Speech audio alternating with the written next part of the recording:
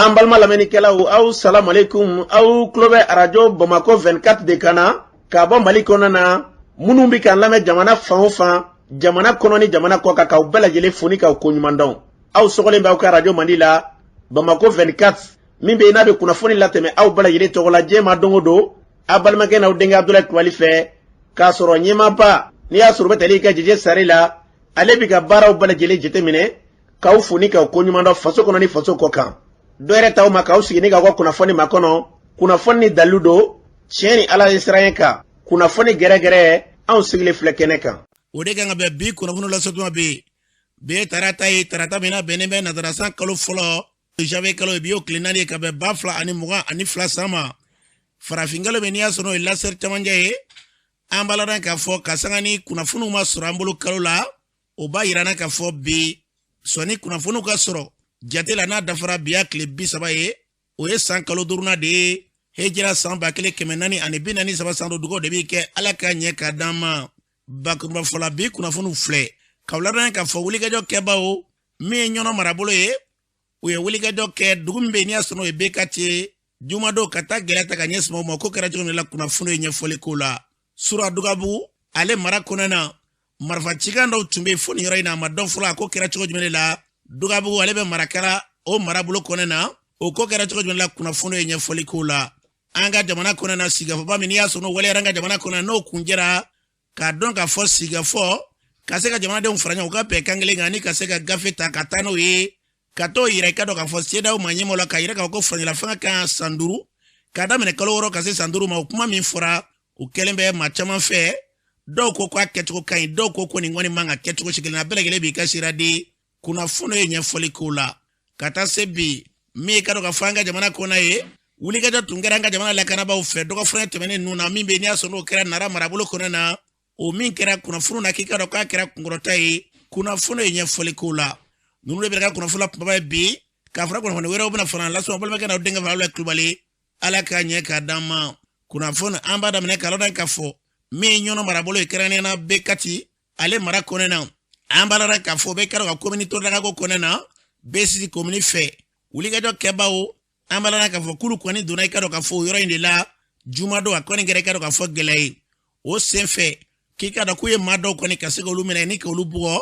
ka se ka i ka dɔn k'a fɔ bolimafɛn dɔw ka cɛnni dɔw maaw kunna Bekati yɔrɔw la tuma min na n'o kɛra kunnafoni carilen kɔfɛ ko donsolakaw y'u kundaw kan an b'a ladɔn k'a fɔ ka sanga ni kunnafoni ye sigidalamaw fɛ k'o kɛra min kan k'u tilala ka taa wusaya ni sigi ye maa caman ka fɔ la ko wulikajɔ de bɛ yen su ni tile nin kuma minnu bɛ ka fɔ su ni tile e ka dɔn don o don a bɛ kɛ komiso sɔ bɛna da fara kura bɛ kɔkɔ ka fara kan ko jamana ma ɲɛma n'u ma wulikajɔ kɛ hali bi ka dɛmɛɲɔgɔnya ta ka ɲɛsin mara ninnu ma k'u tɛgɛ di i ka dɔn k'a fɔ sigida lakanaba minnu bɛ yen n'i y'a sɔrɔ o ye donsolakaw ye u ka se ka baaraw kɛ ɲɔgɔn fɛ k'a dɔ bɛ dɔ la k'a gɛlɛya kɔni ko dandiya la walima hali n'a ma kɛ i ka dɔn k'a fɔ maa wɛrɛ kɛ lakanani kɛ k'a sɔrɔ jamana lakanabaaw cɛ k'o ye gɛlɛya de u ka fɛɛrɛ bali tigɛ jamana in ka se ka bila basigi ye o minɛ kɔnɔ an bɛ dugawu kɛ an ka jamana yarabi ala ka kolosuma n'an bɔra yen an b'a ladɔn k'a fɔ Dugabugu mara kɔnɔ na kununko nɛgɛ kanɲɛ 19 waatiw la n'a ma ɲɛ k'a fɔ maa minnu bɛ i ka dɔn k'a fɔ kalaforo baaraw olu ka baara jiginnen kɔfɛ k'u bɛ taa dama marifa cikanw kɔni durula fan bɛɛ lajɛlen fɛ k'u yɛrɛ kamana kan u t'a dɔn u bɛ bɔ yɔrɔ min na ni ka taa yɔrɔ min na bɛɛ kamana ganna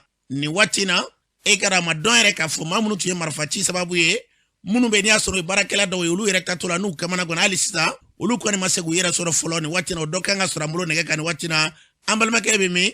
ne bɔ Dugabugu an balimakɛ an ye kunnafoni sɔrɔ ko Sura Dugabugu mara kɔnɔ na ko marifa ci tun bɛ Sura a ko kɛra cogo di marifa ci tun bɛ yen mais a kun tɛ Dugabugu yɛrɛ dugu kɔnɔ dɛ a kun b'a kɛrɛfɛ dugu dɔ de la ka taa tilebinfɛ bolo fɛ an ye usine baarakɛlaw ye anw natɔ so heure sera ka bɛn 19 heures ye an nana so an bɛ don mobili kɔnɔ mankan wulila marifa cikan donni anw ni dugu cɛ anw yɛrɛ ma se ka marifa cikan tigɛ bilen k'an bɛ taa an ka dugu la anw wulijɛra ka si kɔfɛ an kɔni sigin o de la sisan tiɲɛna an t'a dɔn marifa kɔni bɛ ka ci i b'a fɔ bani ni baba fɛ u bɛ ka ɲɔgɔn kumana i b'a kisɛ an kɔni bɛ kisɛ kɔni bilenman de tɛnɛ fɛ an bɛ bɔ kalaforo kɔnɔ kalaforo de bɛ bɔkɔfɛ bolo de fɛ an nana baara de kunna an tilalen baara la an nana so marifa ci de donna ni an ka dugu cɛ marifa dɔw b'a la yɛrɛ n'u mankan bɔra fo i tɛ sigilen maji kɔnɔ maji mankan bɛ yɛrɛ a mankan bɛ yɛgɛyɛgɛ ka taa i b'a fɔ ciyɔrɔ caman nin ko in kɔni kɛra anw ɲɛ b'a la an bɛna kuma an ka ɲɛmɔgɔ fɛ min bɛ se ka to an yɛrɛ bɛ se ka na ka baara kɛ mankan yɛrɛ bɛ yɔrɔ min an ka baarakɛ yɔrɔ de yɛrɛ bɛn ma yen nɔ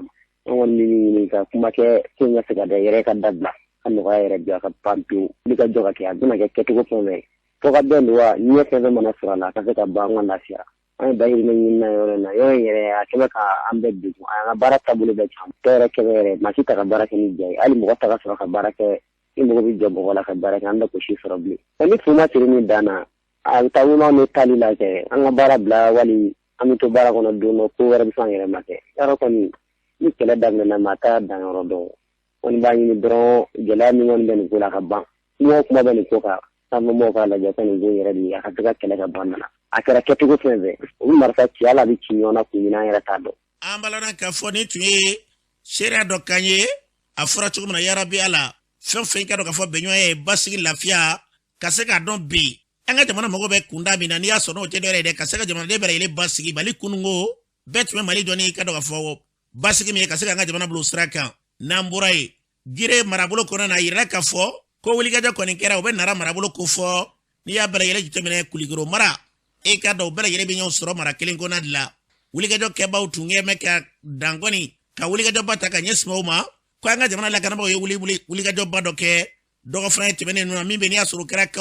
kalo min n'an bɔra kɔnɔ n'o kɛra décembre kalo kɔnɔ na min ye ka dɔn k'a fɔ girekaw fɛ yen olu ka conseil dɔ n'i y'a sɔrɔ Bayi Jakite b'a ɲɛfɔ an ye baara in kɛra cogo min na an ka lamɛn. an bɛ an ka finitigilama an b'u fɔ u ka wuli ka jɔ n'u ka cɛsiri la u bɛ ka progresser ta dɔɔni dɔɔni mais diɲɛlatigɛ baara o baara bɛ yen gɛlɛyaw b'a kɔnɔ nɔgɔyaw b'a kɔnɔ surtout bɛnbati wale minnu bɛ ka sigida bɛɛ bila misi ni kamana gan na bi n'o ye terrorisiw ka kow ye k'a daminɛ Banabala ka taa fo Nara fo Moritani frontière la ɲɔnɔ anw bɛɛ de bɛ nin fɛn kelen kɔnɔ wulikajɔ min bɛ ka kɛ ka ɲɛsin u ma bi anw b'a fɔ tare parce que nin wulikajɔ in an kun y'a ɲini san caman ɲinan ye n'i y'a jateminɛ kabini dire an ka ekɔliso 2018-2017 commencera ka bisi basa ekɔli datugula mais bi armée bɛ ka wulikajɔ min kɛ ka ɲɛsin banbati wale ninnu ma k'u ka dagaw ci ni k'u gɛn fo ka wulu su nɔfɛ an b'a dɔn san n'a natɔ la an ka kalansow bɛna dayɛlɛ kosɛbɛ an b'a fɔ armée malienne ma bravo u ye opération min commencé vraiment ala ka ɲuman se ka na jamana kɔnɔ degun bɛ sigidalamaw ka sanga ni banbati mɔgɔ minnu ka waleya caman ye ka sababu kɛ u ye an ka réseau saccagé ka sababu kɛ u y'an ka ekɔliso jeni u y'an ka mairie jeni u ye tɔɔrɔ se mɔgɔ caman ma i ye fɛn mun ɲini san 5 san 4 bi n'a fɔra k'a fɔ ko o fɛn bɛ ka s'i ma a bɛ kɛ i ka sigida lakana o ye nimisiwasa belebeleba yɛrɛ de k'a ɲɛsin anw ma an b'a an ka nimisiwasa yira an ka fanga na ka a yira fanga na k'a fɔ an jigi sigira nin opération in a ka to sen na fo Mali bɛɛ ka se ka a yɛrɛ sɔrɔ an bɛ an ka commandant zone fo an bɛ gouverneur fo u bɛ wulikajɔ mun na nara ɲɛ vraiment ani Mali bɛɛ lajɛlen ye an b'u fɔ dan tɛ foli mun na an bɛ dugawu dɔn de kɛ an ka sigidalamaw n'o ye Gire ani Nara région bɛɛ lajɛlen kɛrɛnkɛrɛnnen an bɛ gouverneur fo an ka Kati commandant zone ɲɛmɔgɔ an b'o fana fo n'o bɔra ye service locaux foyi bɛ jamana kɔnɔ ani Nara mara la an b'u bɛɛ lajɛlen fo sankura hɛrɛ ala ka caya ala vraiment ala k'an kafo ala kana an kafo k'ani diɲɛ ma ala k'an ka sigida lakana ala k'an ka jamana lakana ala k'an kisi nin bɛnbatiya wale ninnu ma an ka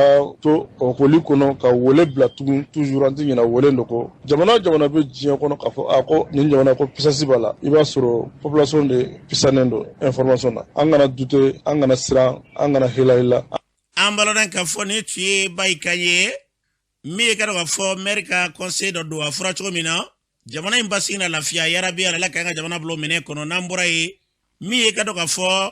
sigafɔ min kɛra n'o kunjɛra n'a yirala k'a fɔ ko dɔ ka fara o sigafɔ kɔnɔna na n'o bɛ gafew kɔnɔ k'a daminɛ kalo 6 ka taa se san 5 ma ko k'o kɛ ka dɔn k'a fɔ fɛn ye n'i y'a sɔrɔ ni ka se ka dɔ fara furancɛla fanga kunda ka so ma maaw kɔni o kuma min fɔra bɛɛ lajɛlen bɛ k'i yɛrɛ ɲininka maliden dɔw b'u hakili don ko sen fɛ an ka maliden dɔw lamɛn. an kɔni fɛ u ye wagati min fɔ kalataw la o tɛ wagati jan ye sabula n'i y'a ta k'a lajɛ an ka jamana bɛ dingɛ min kɔnɔ san 30 in kɔfɛ démocratie ayiwa a n'a marabagaw ka fanga kɔnɔna la ni dafiriw nana ka na bɔ o la jamana dun bɛ gɛlɛya caman kɔnɔ lakana kow b'o la jamana maracogo fana b'o la ko ni transition de kan ka a ko labɛn donc anw fɛ a kan ka kɛ ni hakilisigi ye k'a kɛ waati jan kɔnɔ waati basigilen kɔnɔ walasa a ko bɛ se ka ɲɛ cogoya min na fili minnu ye an sɔrɔ waati tɛmɛtɔn la olu kana an sɔrɔ o la. Vraiment 2026 a jɛyana parce que le Mali a besoin de stabilité. Stabilité, c'est pas pour avoir une longue durée de transition. Non. Transition ka jɛya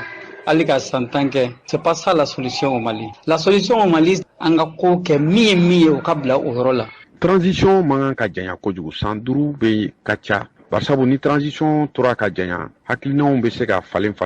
wa a kɔlɔlɔ be caya donc an ka lajɛ an ka se ka leçon tirer kɔrɔlen na.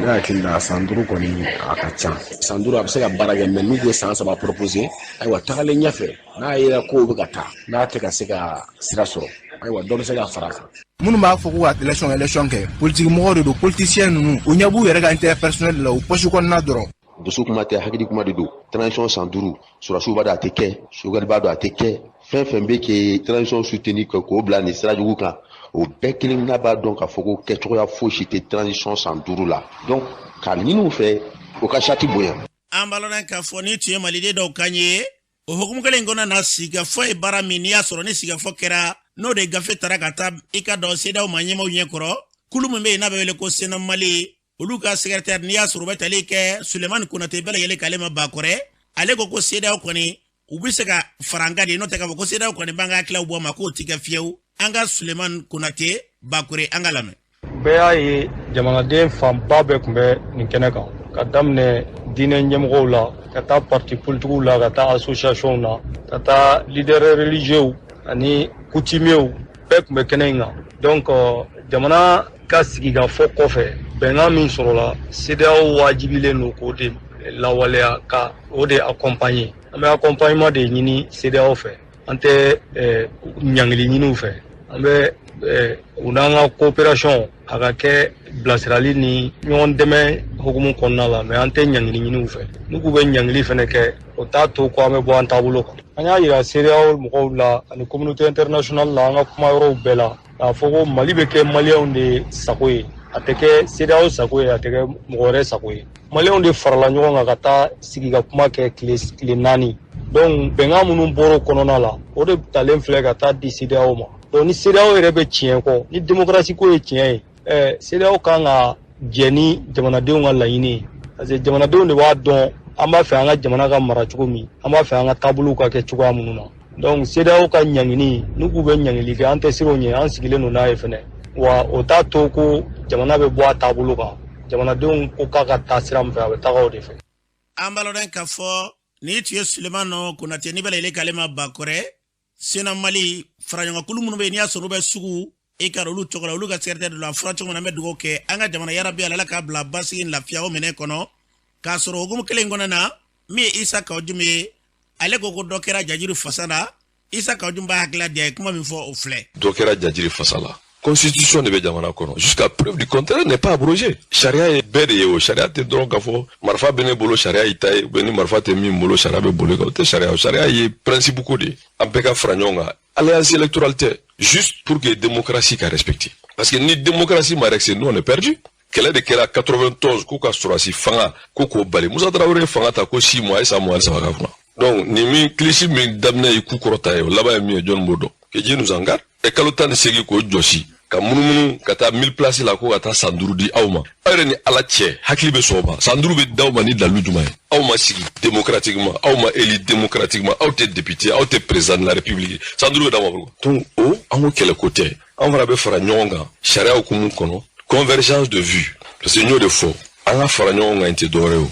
c'est pour que u k'a dɔn kuma min b'u da ça ne peut pas engager tout le Mali aw ka taa fara ɲɔgɔn kan ko nin ye maliyɛn bɛɛ ka kuma ye jɔn de y'o fɔ kɔlɔlɔ min ka jugu kɔlɔlɔ bɛɛ o ye ka sɔrɔsi fanga cogo an da la c'est ce qu'il faut rejeter so an politique an bɛɛ bɛ a la parce que marifa t'anw bolo bere t'anw bolo c'est l'argument contre argument mais marifa b'i bolo i tɛ se ka sɔsɔ o ye balawu de ye o ce qu'il faut rejeter donc pour mun bi il faut revenir à la démocratie kalo 18 mun dilara an bɛ maliyɛn de mun dilara an y'o de fɔ on ne va pas nous pousser à la faute ni kalo 18 dir'i ma ko min na foyi ma dilan e bɛ mun wɛrɛ ɲini tugun faut partir an bɛ kulu de kɔnɔ n y'o de fɔ n ko cadre o an bɛ collectif min na o collectif pour sauvegarder les acquis démocratiques o Morema o CDR o parti minnu bɛ yen o association minnu bɛ yen o personnalité minnu bɛ yen o danbe ɲuman ni diinɛ ɲuman ni hakilila ɲuman fɛn o fɛn bɛ yen c'est à dire an bɛɛ de ka fara ɲɔgɔn kan n'an bɛnna hakilila kelen min n'anw y'o fɔ o ye le respect de la démocratie qui est conforme à la constitution o kɔrɔ ye mun ye an ka ban sɔrɔsi fanga ma an kana sɔn qu'on nous impose la dictature militaire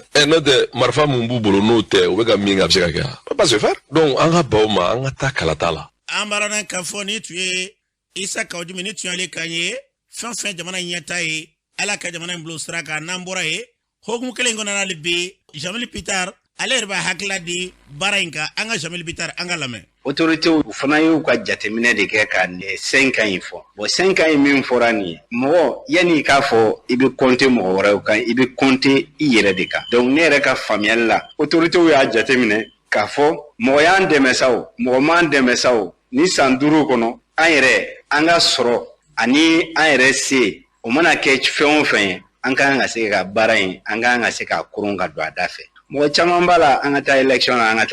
na a nafolo a bɛ bɔ min a bɛ bɔ jɔnni kun a bɛ bɔ maliyɛnw de kun et puis mun b'a fɔ an ka taa élection na jamana wɛrɛ mɔgɔw ni fɛnw b'o la est ce que olu bɛna se ka a fɔ k'u bɛ maliyɛnw minɛ jakusa la ka taa n'u ye urne kɔnɔ maliyɛnw de b'a décider ni maliyɛnw y'a décider k'a fɔ an ka jamana bɛ nin diɲɛ kɔnɔ an bɛ fɛ a ka bɔ nin kɔnɔ yanni an ka taa élection na moi je pense que o fana ye jamanadenw hakilinata ye mɔgɔw miira ko nin san 5 min fɔla nin ye ko résolution fɛn o fɛn fɔra assise kɔnɔna na ko bɛɛ bɛ se ka waleya a ye dɛ a fɔra mɔgɔw ɲɛna nin ye san 25 baara de ye tan san 25 kɔnɔna na parce que maliyɛnw y'u prononcer jamana in bɛna se ka lafiya ka kɛ maliyɛnw yɛrɛ hakilinata ye a bɛ se ka kɛ a bɛ teliya ka tɛmɛ o kan mais o bɛɛ bɛ maliyɛnw yɛrɛ ka wulikajɔ ni cɛsiri maintenant sanction économique ko kuma min mɔgɔw b'a yir'u la mais CEDEAO tɛ UEMOA ye même ni UEMOA jamanaw bɛ CEDEAO kɔnɔna na min ye pɔriko gɛlɛya ye Laginɛ bɛ yen Mauritanie bɛ yen Algérie fana bɛ se ka don dans la danse i y'a faamuya moi je crois que on peut pas se faire an baladan ka fɔ ni tu ye Jamil Peter ni tu yale kan ye an bɛ dugawu kɛ jamana in a basigi na lafiya u bɛna sira o sira fɛ ala ka kɛ ten n'an bɔra ye min ye ka dɔn ka fɔ kulu min bɛ yen n'i y'a sɔrɔ olu bɛ wele ko mouvement démocratique olu farala ɲɔgɔn kan kunungo ka se ka i ka dɔn ka fɔ laseli dɔ kɛ k'a yira diɲɛma na u b'a yira kɛrɛnkɛrɛnnenya an ka jamana kɔnɔ na kɔkana bɛɛ la ko hakila min talen bɛ bi k'olu hakila tɛ bi olu hakila tɛ sini communiqué k'a kɛ min ye ka dɔn ka fɔ u ka ɲɛma tɔgɔ la u ka fara ɲɔgɔn kɔnɔ na mouvement démocratique mɔgɔw ye kuma min fɔ an k'u lamɛn. Mouvement démocratique et populaire comité de directeur bɔra ka lajɛli dɔ kɛ janvier kalo tile 3 san 2000 ani san 22 comité directeur ko k'a fɔ bɛɛ ye ko assise mun bɔra ka kɛ san n'o ye assise de refondation ye an ka fanga marabagaw fɛ ko anw t'an yɛrɛ y'a la wa an b'a a conclusion rejeté comité directeur ko k'a fɔ tuguni ko premier ministre man kunna n'o ye docteur Choguel Kokala Mayiga ye an b'a ɲini a fɛ sisan ni waati in na a ka walan sɛmɛ an ka ɲɛma tɛ an ka premier ministre tɛ comité directeur ko tuguni ko k'a fɔ finitigilakaw ye ni minnu bɛ ka anw mara sisan olu minnu nana anw minnu jɛra ka kɛlɛ kɛ ka IBK la ta n'u nana an ka kɛlɛ min na ka kɛlɛ kɛ u yɛrɛ sago ye mun tɛ an ka kɛlɛ ye donc k'u ka na kɛlɛ la kɛlɛ mun ye tiɲɛ n'o ye an ye kɛlɛ daminɛ sira min sanfɛ comité directeur ko k'u b'a ɲini Mali justice fɛ ni docteur Umar Margo n'o ye mouvement démocratique et populaire ɲɛma ye n'o b'u bolo ani a jɛɲɔgɔn tɔw ni a kan ka taa communiqué tribunal la liberté provisoire ko la k'an dalen don u la an b'a ɲini u fɛ u k'a bila mouvement démocratique et populaire ko an kelen don ka wele da bɛɛ ye force bɛɛ force politique b'o la syndicats b'o la force vive b'o la bɛɛ ka na ka don mouvement démocratique et populaire kɔnɔ jamana bɛ sira mun kan n'a bɛ ka taa wale jugu mun na an ka jɛ ka jamana in bila sira ɲuman in kan ko an b'a ɲini ala a ka Mali bɔ nin bolo jugu in kan comité directeur ka lase don an balana k'a fɔ nin tun ye mouvement démocratique mɔgɔ nin tun y'olu kan ye u y'a fɔ cogo min na an ka jamana basigi yarabiya la Mali foyi t'an bolo ni Mali kelen tɛ Mali bɛ ɲɛ sira o sira fɛ yarabiya la an ka jamana an bɛ dugawu kɛ ala ka hakili ɲuman na gɛlɛya bɛɛ lajɛlen ma k'an bila an ka jamana basigi ka se k'o k'an bɛɛ lajɛlen ta sen ye n'an bɔra ye ministre b'an ka jamana kunna n'i y'a sɔrɔ u bɛ tali kɛ Ismail Wagila n'ale ka baara ɲɛsinnen bɛ cɛfɔ ni kanfɛn b'an ka jamana kɔnɔ na ale ye sigikafɔ in ani kuma minnu bɛ sen na ka taa se an ka jamana kɔnɔ na bi maaw kɔni kumaw cayalen bɛ min y'an ka jamana yɛrɛ an bɛ se ka ɲɔgɔn minɛ cogo min na min ye yafa ɲiniw ye ka taa ye sankura ko ma ale da sera nin bɛɛ lajɛlen ma Ismail Wagila kuma min fɔ o filɛ ala k'an bɛn hamina kow nɔgɔya président de la transition colonel Assimi Goïta chef de l'état chef suprême des armées ale ka san yɛlɛma foli kɔfɛ ne yɛrɛ ministre min ɲɛsinnen bɛ bɛn ni keleya ma ne fana bɛ n ka foli kɛ k'a ɲɛsin o ma san minnu tɛmɛna a san gɛlɛyara mais ko caman kɛra a san kɔnɔ an y'a essayé ka ko caman kɛ ka ni bɛn ni keleya ye mais n ka laɲini ye mun ye sisan san kura min bɛ nalen maliyɛn bɛɛ k'a tigɛ di ɲɔgɔn ma pour que an bɛ se ka fɛn sɔrɔ assise min kɛra sisan assise y'a yira ko maliyɛn an ka laɲini fɛnw ka ca mais assise nin kɔnɔna na kuma caman fɔra bɛn ni keleya la donc o de kama an ka bɛn keleya bila an ka ko bɛɛ cɛmancɛ la Mali kɛra cogo cogo mɔgɔw bɛ se k'an dɛmɛ mɔgɔw bɛ bɔ yɔrɔ la mais n'a yɛrɛ ma fara ɲɔgɔn kan k'an tɛgɛ di ɲɔgɔn ma an bɛ ka laɲini min ɲini an t'a sɔrɔ bɛɛ tɛ se ka bɛn fɛn kelen kan bɛɛ tɛ se ka fɛn kelen faamuya mais mɔgɔw bɛ se ka sɔn ɲɔgɔn ta ma pour que an bɛ se ka taa bɛn ni keleya kɔnɔna na sɔrɔsiw b'u se la bɛɛ b'a se la mais tiɲɛ yɛrɛ la n'a yɛrɛ m'an tɛgɛ di ɲɔgɔn ma a tɛna nɔgɔya an ka cɛdenw minnu taara kɛlɛkɛyɔrɔ la n bɛ hakili jigin k'olu la k'a fɔ ala ka hinɛ u la ala k'u dayɔrɔ sumaya ani u kɔmɔgɔ minnu bɛ yen ni ala sɔnna ma jamana b'a hakili to la pour que ko nɔgɔya gɛlɛya min bɛ sɔrɔsiw ni polisiw ni population cɛ ne tɛ ministre de la défense ye mais en tant que ministre de la réconciliation o gɛlɛya minnu bɛ yen n b'a ɲini population ni forces fɛ an ka fara ɲɔgɔn kan an ka ɲɔgɔn faamuya parce que baara o baara bɛ kɛ a taa population ka ko de la gɛlɛya min fana bɛ mɔgɔw yɛrɛ dama ni ɲɔgɔn cɛ kɔrɔyan fan fɛ camancɛ la ani kayifan ni sud la o gɛlɛya la n'an bɛɛ hakili k'a la k'an ka bolo di ɲɔgɔn ma ni ala sɔnna a bɛ nɔgɔya bɛɛ tɔgɔ la ni mun ye minisiri ye mun ka ko ɲɛsinnen bɛn ni keleya ma ne ye yafa deli maliyɛn bɛɛ fɛ n b'a ɲini maliyɛn bɛɛ fana fɛ u ka yafa ma yafa o de ye fɛn fɔlɔ ye min bɛ se ka bɛn sabati o fɔlen kɔfɛ n b'a ɲini bɛɛ fɛ fana bɛɛ yɛrɛ ka yafa ɲɔgɔn ma an balaren ka fɔ a ka yafa ɲɔgɔn ma n'o kɛra ɲini fɛn o bɛ kɛ sɔrɔ fɛn min ye minisiri b'an ka jamana kunna cɛfɔ ni kan bɛɛ kama Ismail Wage ni tun ale kan ye a y'a fɔ cogo min na an ka jamana yarabi ala fɛn fɛn bɛn ni kelenya ye n'an bɛɛ lajɛlen bɛ k'an bolo mana b'o nɔfɛ jamana in bɛɛ na kelenya o bɛna sira o sira fɛ a se masa ramani ye ala ka jamana in bila o minɛ kɔnɔ n'an bɔra ye k'a dɔn k'a fɔ kulu minnu faralen bɛ ɲɔgɔn kan n'olu y'a yira k'a fɔ k'olu ka fara ɲɔgɔn kan kun tɛ dɔ wɛrɛ ye dɛ ka wuli ka jɔ ka fara ɲɔgɔn fanga yɛrɛ ka se ka kuma ɲɔgɔnya ta ka ɲɛ s'u ma ka se ka dɔn u ka fanga kunda k'a bɛɛ lajɛlen kɛ ni sigafɛnw ni ɲɔgɔn cɛ ka se ka jamana bila siratigɛ jɛlen kelen ka fara ɲɔgɔn fanga bɛ se ka ban cogo min na kɛcogo ɲuman na n'o ye cadre d'échange ye an b'a ladan k'a fɔ olu yɛrɛ kɛla tuguni ka tila ka yɛrɛ ka fɔ nin baara min kɔni kɛra ko hali bi olu kɔni b'a kɔn bi u b'a kɔn sini u tɛna jɛn n'a ye ko hakilila min talen filɛ k'u tɛna jɛn n'a ye fiyewu k'a fɔ ko ka se ka dɔ fara waati kunda kan u ka kumatigi ye Ismail Sako ale b'a ɲɛfɔ an ka lamɛn an bɔra kalama k'a fɔ ko transition ɲɛma minnu tun y'a yɛrɛ k'a fɔ ko CEDEAO n'olu tɛ kun tilenna la k'a fɔ k'olu b'a fɛ ka bɔ CEDEAO kɔnɔ k'u yɛrɛ ta olu de wulila ka ministre des affaires étrangères Abdoulaye Diop bila ka taa CEDEAO président fɛ Accra Ghana président ka ɲini o fɛ k'a fɔ ko a ka di transition ɲɛmaw ye ko ka san 5 fara olu ka fanga kan a hakili b'a la a bɛ kalo 3 bɔ carte d'échange des partis politiques pour une transition réussie tun ye hakilinaw yira malidenw na ani transition ɲɛmaw la Assimi Goïta n'a ka premier ministre ka yir'u la k'a fɔ ko assise min bɛ kɛla nafa t'a la kun t'a la aw yɛrɛ y'a ye u ye résolution min bɔ foyi ma bɔ min ma deli ka kɛ dialogue national inclusif kɔnɔ u ye fɛn kuran kelen min bɔ dɔrɔn ko ka dɔ fara transition kan ka taa kalo 6 la ka taa bila san 5 la u laban u taara san 5 de yira o b'a yira k'a fɔ minnu bɛ fanga kɔnɔ o b'a fɛ ka jagoya fanga sigi mɔgɔ ko marifa b'u bolo k'u ye fanga ta jagoya la o b'a fɛ ka dictature lasigi an ka jamana kɔnɔ anw carte d'échange des partis politiques pour une transition réussie an bɛ se ka fɔ malidenw ye ko nin t'an fɛla ye nin ye bɛɛjɛ fanga lagosilen ye nin ye démocratie lagosilen ye nin ye principe républicain lagosilen ye an ma ɲini jamanadenw bɛɛ lajɛlen fɛ wa minnu ye démocrate ye minnu bɛ kulu o kulu la k'i ye maliden ye ko ka fanga ta ko jamanadenw de bɛ fanga di adamadenw ma ko fanga tɛ ta jagoya la jagoya fanga tɛ bin maaw kan ka ɲini malidenw bɛɛ lajɛlen fɛ bɛɛ ka wuli k'i jɔ an bɛɛ ka bi fɔ ɲɔgɔn fɛ an ka ɲini sɔrɔdasiw ninnu ye minnu ye fanga ta jagoya la k'a fɔ waati min fɔra ka d'u ma ko ka waati kɛ n'u dɛsɛra o ka walan sɛmɛ malidenw ka fara ɲɔgɔn kan ka walan ta ka di maa min bɛ a dalakan bato min b'a dalakan sabati an b'a ladan k'a fɔ nin tun ye Ismail Sako kan ye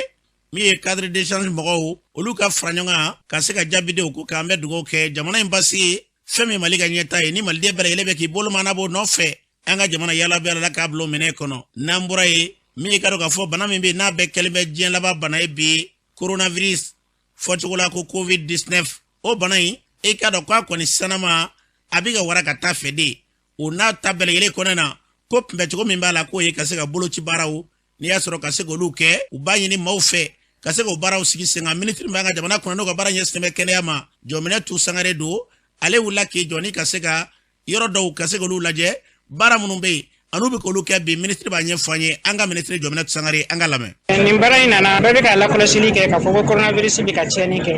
a tiɲɛni a fanga bɛ ka bonya diɲɛ fan bɛɛ Mali dɔrɔn tɛ an ka jamana dɔrɔn tɛ yɔrɔ bɛɛ variant kura dɔ bɔra sisan n'a bɛ fɔ a ma ko omicron donc variant camanba de bɛ yen variant in ale bɛ bana lase kosɛbɛ ale ta ka teli yɛrɛ de donc an ye nin fɛn in lasigi Bamako yan nɔ aéroport la ni Kayi aéroport la ni mɔgɔ minnu bɛna don avion ta sira fɛ k'a lajɛ lajɛ mɔgɔ minnu bɛna don jamana kɔnɔna la an b'u dɛsɛ halisa barisa variant kɔrɔ in na ale ka teli ani tɔ ninnu tɛ kelen i bɛ se ka test kɛ sisan i bɛ se ka kɛ n'i nana a bɛ se ka ye i la donc n'an y'a ye a bɛ mɔgɔ minnu na a dabɔra mun kama f'olu furakɛ joona yaasa u fana kana se ka bana in lase mɔgɔ wɛrɛ ma o mana bɔ yen n bɛ welewelekan lase bɛɛ lajɛlen ma bɛɛ ka taa boloci la boloci de b'a to bana juguma yɔrɔ tɛ mɔgɔw sɔrɔ bi bi in na kunun an bɛɛ y'a mɛn mɔgɔ joli de banna mɔgɔ 9 de banna coronavirus la kunun statistique la mɔgɔ minnu y'a sɔrɔ fana a bɛ ka caya donc mun de bɛ a juguma yɔrɔ in bali ka taa da dɔgɔtɔrɔso la nɛnɛkiliden fo ka taa se saya o ye boloci de ye donc bɛɛ ka t'i boloci boloci bɛ Mali yɔrɔ bɛɛ bɛɛ ka t'i boloci yaasa ka bana in kunbɛn. An balodan k'a fɔ ni tun ye ministre Kanye ye a fɔra cogo min na an bɛ dugawu kɛ yarabi Ala fɛn min ka dɔn k'a fɔ wulikajɔ ye bi bana in yarabi Ala Ala k'an kisi bana in kasara ba kɔlɔlɔ fɛn fɛn b'a la Ala kana n'an ka jamana yarabi Ala kana ɲɛda ɲɔgɔn kan n'an bɔra ye min ka dɔn k'a fɔ Yirimajɔ wara ka sira fara yɛrɛ la coyi du dɔ bɛ yen kumaw cayalen b'a nɔfɛ k'o sababu kɛ muso dɔ bɛ ale n'a cɛ u bɛ du in kɔnɔ na u y'a yɛrɛ k'a fɔ k'olu fa muso in b'a fa de ka du kɔnɔ na wa du in yɛrɛ i ka dɔn facɛn de don ale kelen tɛ mankan cayara nɔfɛ k'a bɛ balakola waati min na Amadu Keyita tɔgɔ dɔ de nana k'a fɔ ko du in a nana ale fa ɲininkali k'a la ko ale ko k'a fa kɔni o fatura o kɔfɛ muso in ka fɔla n'o ye Safi ye cɛ min nana n'o ye Amadu Keyita k'a tilala ka na ko ale ta ye du ye o kɔni de kɛra du in jɔlen bannen n'olu b'a kɔnɔ u bɛ balakola waati min na sanga ni waati bɛɛ ko fanga bi maa bila ka n'olu nɔfɛ u ka bɔ du kɔnɔ n'a hakili b'a la 2021 kɔnɔ na u tun deli ka na u kɛra gɛlɛyaba ye jama bɔra k'a yɛrɛ ka fɔ u ti gɛlɛya wɛrɛ kɔni nɔfɛ fɛn min ye muso ye k'a ti bɔ a ka yɔrɔ la o kuma kɔni kɛra kabini o waati fo sisan k'u ma sɔn fiye u b'ale nɔfɛ su ni tile kununko tuguni maaw b'a la k'a ye ten dugu bɛ jɛ waati min na u ye finitigilakaw k'olu kɔni caman ba k'olu bila ka na yɔrɔ in na ka se ka na olu gɛn ka bɔ yen k'a sɔrɔ bi yɛrɛ tarata olu kan ka kiiri de kɛ e ka dɔn yɔrɔ ko in na wa olu gɛnna ka t'u ka minɛnw cɛ kununko k'u bila gɛtɔrɔndaw la n'i y'u lajɛ i dabali bɛ ban dɛ an bɛ fɛn min fɔ an tɛ kiiritigɛla ye nka fɛn bɛ fɔ ale bɛ k'a ɲini jamana maa ɲɛmaw fɛ nin n'a ɲɔgɔnna caman bɛ yen u ka wulikajɔw kɛ ale bɛ ka fɛsɛfɛsɛliw ta ni ka da ko kan olu yɛrɛ ka fɔ la du in i ka dɔn a tigiw b'a kɔnɔ na san 30 nin kɔ wa maa minnu bɛ kiiri la k'i ka dɔn k'o ka sɛbɛnfura kan k'o tɛ san 30 yɛrɛ dafa sigidala maa caman bɛ yen o sera yɛrɛ de kununko kɔni u bɔlen kɔfɛ Umu Danbele ka fara Nji Jara kan olu tun y'an ka maabɔ ye ka taa kɛnɛ kan Safi yɛrɛ a cɛ ka taa se muso yɛrɛ ma u fila Umu ye ɲininkali k'u la an k'u lamɛn. Sɔgɔ min u balala kana de ko an ka bɔ so kɔnɔ fɛn ma fɔ an ye an da dɔ kɛlɛ bɛ bi an da dɔ ko wɛrɛ bɛ bon an yɛrɛ ma sɔn ka population wuli ka mankan wɛrɛ wuli foyi ko juge ko an ka bɔ papier ma d'an ma an kɔni k'u ka minɛnw bɔ an jɛna n'a sabu sɛ wɛrɛ t'an ye jamana in kɔnɔ ne b'a la tigi taa n'a ya normalement man ka hali ni sɔngɔ sara bilen an man ka taxi yɛrɛ sara sabu an tun ne dun an bɛna si yan taayɔrɔ t'an bolo yan yɔrɔ wɛrɛ tɛ an bɛna taa yɔrɔ min na ko kɔni b'o cogo la an kɔni sigimɛ k'a filɛ n'an ma kuma faamaw fɛ u ka baara dɔ kɛ an ma nin faamu dɛ san 30 min n'a ma ko a ta ye yɔrɔ ye o ka yɔrɔ sanni san 26 a ye wari de sara ka anw labɔ n'o tɛ a tɛ tiɲɛ fɛ o a y'ala y'a dɔn a tɛ tiɲɛ fɛ a ma tiɲɛ kɛ mɔgɔ wɛrɛ ka du san ne Mali tɛ k'i dɔw to so kɔnɔ ma wele ka ɲininka a kan ka kɛ wa u y'a feere dɔ ma ko Musafa Tarawele ko sebo ye ne kɔni se tɛ ne ye ne kɔni ko Ala ne ko Ala ne ko Akira a ma kɛ na ne ɲininka ko n fa dun ko n fa tula ko Ala ka hinɛ la a bɛna fɔ ko ka taa ne yɔrɔ ye ko wala ni ko ye tribunal la tuguni ko gagnera ko ye grossi sɔrɔ ma taa jɔ baara la ma taa yɔrɔ si ko olu grossi sɔrɔ ko bɛ se ka kɛ cogo di o na labɔ fɔlɔ la mɔgɔ nana la don tuguni ni tɛ na tun ko nana ko juge ko ka ne labɔ ko na ne minɛ labɔ kɛnɛ ma le 4 le 7 an bɛ tribunal na Amadu Keyita ye jugement ma ban fɔlɔ o bɛ ne labɔ kana ni policier ko bɛ na datugu ka wari proposé na ko wari diya n ko n tɛ se ka wari minɛ ko n sɔn wari la n fa dun n bɛ taa ban n cɛn de don n bɛna tɛ du ye n fa tɔgɔ de bɛ du kan mɔgɔ bɛ na ne accusé n ye mun kɛ Amadu Keyita mais Amadu Keyita kelen de bolo dɛ ale de y'a setigiya yira na bi ale de nana labɔ so kɔnɔ ko n bɔ labɔ kun jumɛn yɛrɛ kelen pe de k'a ta de yɔrɔ ye ko ne b'a titiri kan papier tɛ yɔrɔ in na yɛrɛ bolo wa papier b'a la papier bɛ yan yɔrɔ la papier b'i yɛrɛ bolo a bɛ an ma tribunal du fɛnɛ k'a la an ma taa jɔ tribunal ko tribunal kɛlɛ la mais ne ma taa tribunal la dɛ ko tribunal kɛlɛ la e ma wele kɛnɛ kan ma wele kɛnɛ kan e bɔra kalama k'a fɔ ko fanga tigilamɔgɔw bɛ ka na i labɔ wa ayi ko 2 mois ko février bon ko n y'a mɛn sini an tun bɛ tribunal la an ma Keyita parce que an ye plainte déposé Amadu Keyita kan an bɛ tribunal le 4 ani le 7 a ma garantie surprise min sɔrɔ Amadu Keyita nana a bɛ na ni gadu ni fɛnw ye ko k'an labɔ so kɔnɔ o y'a minɛ bɛ bila kɛnɛ ma papier foyi t'u bolo k'a d'i ma k'a fɔ k'u bɛ nin labɔ ni nin don in na ko papier b'o bolo mais o bɛ na n dabɔ don min na o ma papier yira n na dɛ o ma papier da dɛ o nana labɔ bi ten papier ma yira n na fɔlɔ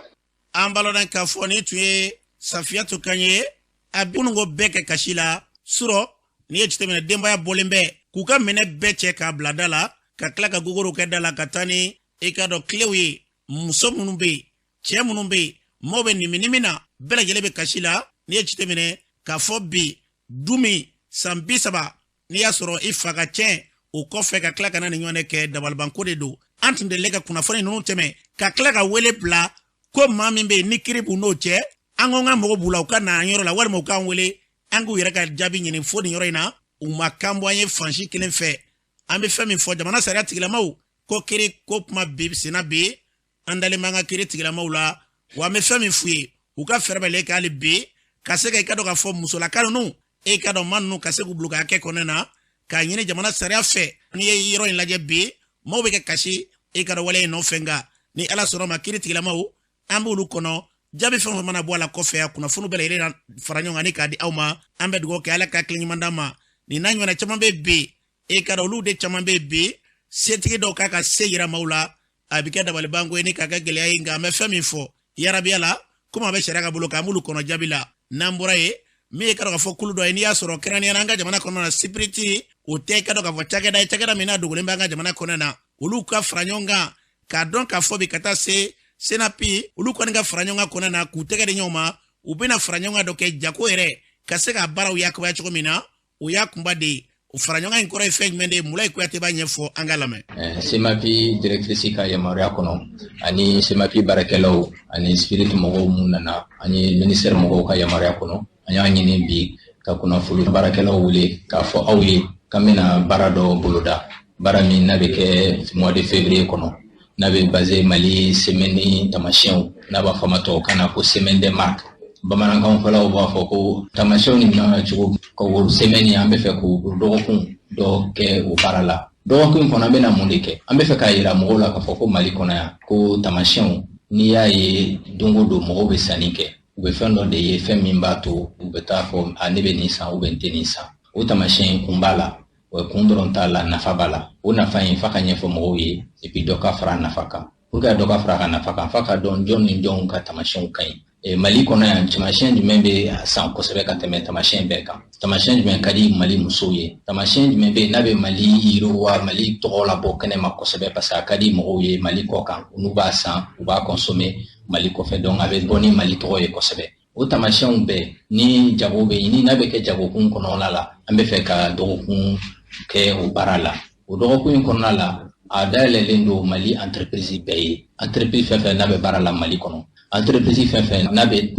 fɛn dɔ dilan Mali kɔnɔ ou bien a bɛ service dɔ rendu Mali kɔnɔ n'a sera k'o service ou bien o produit n'a ye tamasiyɛn dɔ d'o ma tamasiyɛn min n'o ye a ka jagokun ye a ka n'a yira an na a kana ka n'i inscrit a ka participer parce que a dayɛlɛlen don a datugunen tɛ mɔgɔ si ye a tigi bɛ se semapi siège la ou a tigi bɛ na spirit siège la an bɛ information kunnafoni bɛɛ d'a ma a bɛ inscrit cogo min na an b'o ɲɛfɔ a ɲɛna a b'a participer cogo min na o information bɛɛ bɛ kɛ a bɛɛ bɛ k'a ka disposition na a dabɔ kun ye de bɛɛ k'a dɔn ko Mali kɔnɔ fɛnw bɛ dilan Mali kɔnɔ yan fana kɛwalew fana bɛ yen Mali kɔnɔ yan fɛn caman bɛ kɛ mais a dɔnnen tɛ mais fɛn caman fana bɛ dibi la a k'a yira k'a fɔ a y'an ka fɛnw bɔ dibi la an ka na n'u ye kɛnɛjɛ kan n'i y'a bila kɛnɛjɛ kan a bɛ dɔn n'i bɛ baara ɲuman min kɛ ensuite i bɛ lakana n'i ye fɛn fɛn to dibi la o tɛ se ka lakana n'i dun lakana na o de b'a to problème na i bɛ kisi u ma donc an y'a wele aw ka na an ka nin baara in boloda ɲɔgɔn fɛ aw k'an dɛmɛ a baara la parce que baara min don baara nafaman de don parce que n'an bɛ fɛ Mali kɔnɔ sɔrɔ ka yiriwa n'an bɛ fɛ Mali kɔnɔ denmisɛnninw ka baara sɔrɔ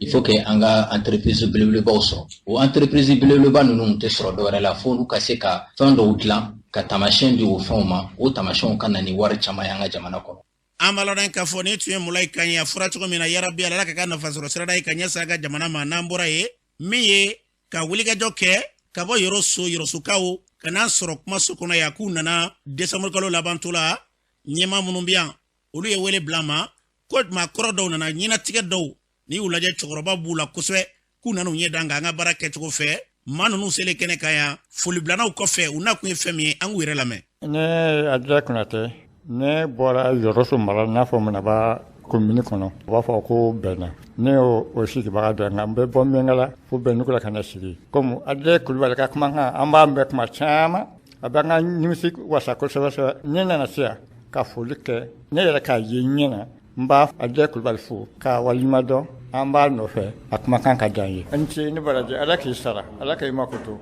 ne si bɛ taa san 73 an bɛ dugawu k'a ye fo wɛrɛ tɛ anw fɛ an bɛ se ka min k'a ye dugawu de y'an ta ye a bɛ min fɔ an ye a ka d'an ye a b'a hakili sigi min bɛ Mali kɔnɔ an fana m'an yɛrɛ cogo dɔn diɲɛ taabolo la. Ne tɔgɔ ye Bakari Konate ne yɛrɛ bɛ bɔ Yoroso mara la n bɛ commune min na o ye Mundanba ye a dugu yɛrɛ bɛnna ye nka n bilama bɛ Kita cercle kɔnɔna n'o ye Sagabari ne yɛrɛ sigilen bɛ Kuntugu de tiɲɛna an yɛrɛ b'aw ka kumakanw ta an ka radio so la Sagabari sisan tiɲɛna a ka kumakan a bɛlen don hali bi an bɛ foli di aw ma a ka baara in Ala k'a taa ɲɛ Ala k'aw tanga Ala k'aw kisi a ka ɲɛmɔgɔw Ala k'a kɛ aw kanu ka don ɲɔgɔn na a ka ɲɔgɔn miirila ɲumanw dɔn. Ne tɔgɔ ye Yakuba Bagayogo ne bɔra San Jeli commune na an sera bi ka foli di aw ma kunnafoni bɛ mɔgɔ nafa an ye bi min na n'i bɛ kunnafoni ɲuman sɔrɔ radio min na o ka di ye kosɛbɛ waati bɛɛ i b'a ta Abulaye Kulubali an bɛ foli di aw ma ka dugawu kɛ aw ye ko ani ci Ala ka radio ta ɲɛ ka ɲɛta di aw ma i Kulubali. An balana ka fo kɔfɛ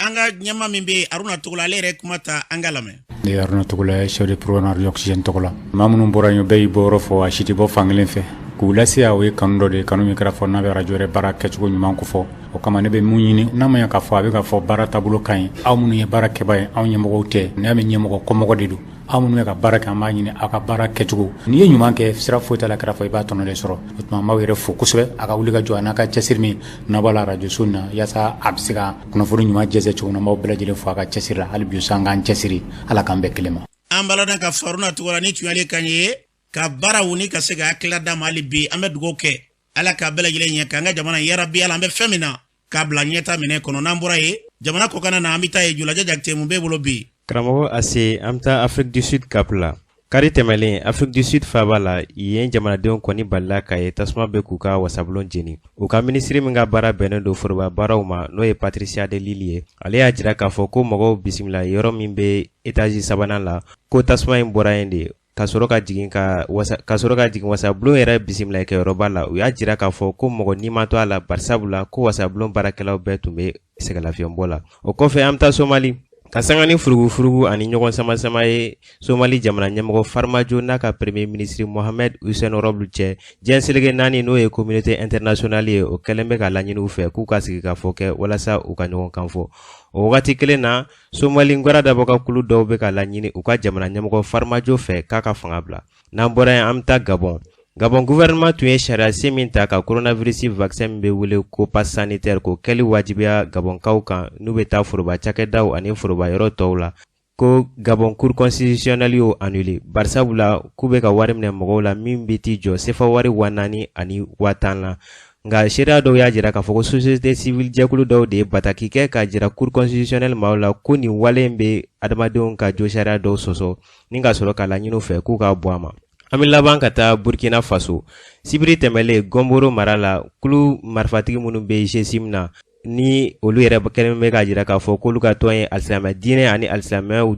dɛmɛtɔn ye olu ye bingani wale ta ka Burkina gendarme dɔw sɛgɛrɛ o senfɛ Burkina chef d'état major général y'a jira k'a fɔ ko gendarme sera ka mɔgɔ 29 faga binganikɛlaw la ani ka u ka kɛlɛkɛminɛ caman cɛ ka na n'a ye. Karamɔgɔ Ase nin bɛ dan sigi an ka bi kɔkan kunnafoni la. An bɛ dugawu kɛ yarabiya la fɛn fɛn ka dɔn ka fɔ o ɲɔgɔnna caman ye Ala k'olu yakubaya wulikajɔ minnu bɛ kɛ bi ka ɲɛsin an ka jamanaw ma ka jamana ninnu bɛɛ lajɛlen bila basigi ani lafiya o minɛ kɔnɔna na